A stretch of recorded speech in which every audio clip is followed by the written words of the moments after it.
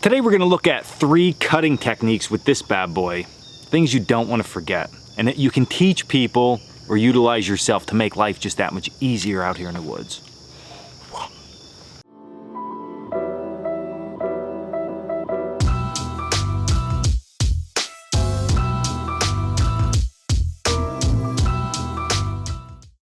Okay, so the first thing that I want to point out for all these techniques, so I don't have to keep repeating myself, is that whenever we grasp the knife, okay, it's going to be a full grip, just like this, almost like you're going to punch somebody.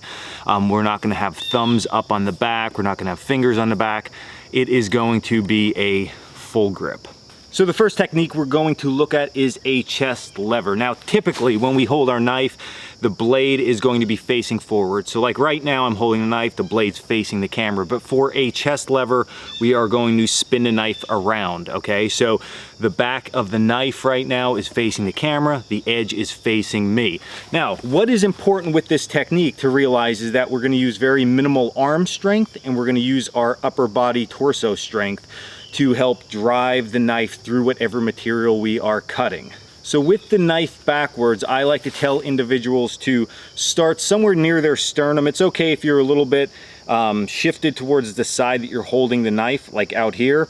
But what you want to make sure is that you are clear of everything. So if you just start right in the center, that the knife itself is pointed away from you, blade again is pointed out. What we can do then is we take a piece of material that we need to cut. If say we're going to cut a point on here, and we're going to keep this stationary, this part of the knife stationary. We're going to hold our branch or our stick with the other hand, and then we're going to let our shoulders collapse inward, okay? The motion that we're going to make is opening our shoulders up. All right, now I'm over exaggerating this a little bit, but if you teach younger people or someone who doesn't have as much strength this technique, and they actually over exaggerate this, they're gonna get more power than just trying to stand and cut like this.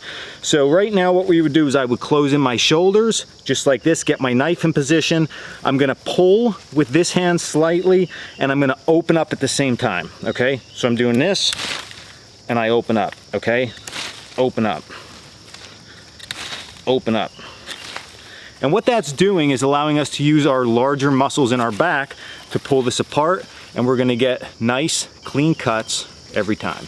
Now for you bigger, stronger, burly guys out there who are thinking, I'm never gonna use that, I'll just drive it on through. One great way to utilize this is if you have your branch with all your smaller branches coming off of it, rather than trying to drive through and swinging that knife wildly to make a cut, just simply get that chest lever, and then for the branches, you can really quickly just pull them clean, okay? It works really, really well for something like that, and it literally requires so much less energy that, like in that survival type scenario, if you think about that, food deprived, not a lot of energy, you don't want to be wailing your arms around. So if you can conserve anything, all the better. But yeah, this works really, really well for that.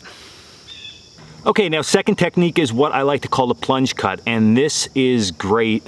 Again, all ages, all strength levels, but it really, really shines with youth, okay? My kid's 6 years old. He just doesn't have the strength. He's okay with the chest lever, but this plunge cut lets him cut points and round off edges very, very easily because he doesn't have to worry too much about being able to push the knife, and I don't have to worry about the knife flying anywhere. It's very controlled, and he can use his body weight in order to make the cuts. So we're gonna start out with that full grip again. This time we're going to need some type of stump for this. Now you can use a down log. Stumps work really, really nice. You wanna come towards the edge with this, okay? And if I'm cutting this edge right here, our plunge cut, what we're gonna do is we're gonna take the knife, we're gonna start here, and we're gonna press down until the knife hits the log. So you can't really do this in the middle because you'll bust your knuckles up, but you're gonna be towards the edge. Just make sure they're not cutting in between their legs. They're off to the side. And now what they can do is they can make that fist grip, okay? Place the knife where they need it, and then simply just press down, okay? Here, press down. You can see my knife edge, okay, is going from here into the wood, here into the wood. Very controlled, very little chance that this is gonna slide anywhere and cut anyone. And then from here, right back in the sheath. And the last little trick technique that I'm going to show you is what we call a knee lever. Now the knee lever gives the knife tremendous support. So what we're doing here is we are locking the knife in place, and then we're utilizing our other hand and we're pulling the stick through the knife. Let me show you how easy it is. Okay, so what we need to know first is where our thumb comes down and connects to our wrist. Like if I was trying to bend my thumb back, not in, but just straight back to touch my forearm, okay? Right there at that crease, that's the crease that is going to go into your knee, okay? A lot of people do this wrong. They put the back of the knife against their knee, or they have their hand out here and it's all loose. Just think about your hand bending, okay? Again, where your thumb and your wrist connect, right in that spot. So if I push on my hand like this, my hand's not flexing backwards, okay? I could press and press and press, nothing's happening because it is against my knee and solid. So again, we're gonna take our knife out, full fist grip, we're gonna find that spot and we're gonna place it in there, okay? Now at this point, what I can do is I can hold this steady, and then I could take the stick that I wanna cut and I can just pull it through the knife itself. Okay, turn it this side where there's no knots where we would be working. So I'm in here, and again, knife is steady, and I'm just pulling this back. So this is giving our knife a lot more stability, okay? And the individual can really focus at this point when they do it on making that perfect cut and that perfect slice, compared to up here trying to push the knife through or hold the knife steady and do this. We're eliminating an entire moving part. So the moving part, if we're doing it free-handed, is this. We're locking it in place really easily, and now they can just keep that steady and they can pull a knife through. Easy breezy. So there's 3 teaching tools to utilize with one of these. It doesn't matter what level you are. If you're even more advanced, you can apply these in different situations.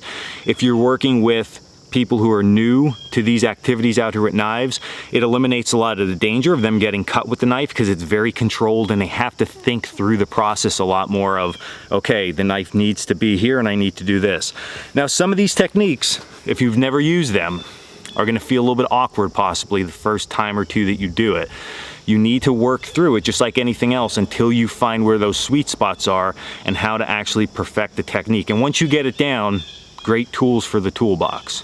Chest lever, knee lever, and plunge cut. Great tools for the toolbox. Definitely give them a shot. I hope everybody enjoyed this video. Again, things that you need to think about for yourself to make yourself more efficient and better out here in the woods. And if you're helping people and teaching people different skill sets out here, you're keeping them safe and you're giving them tools for their toolbox to build that arsenal that we all have. Oh, I love it. So check us out at coalcrackerbushcraft.com, all our classes, merchandise, and our blog. And then you can head over to Instagram. I'm on there too if you like this stuff. And hit the subscribe, all that good stuff. And stay in the woods with all your new techniques.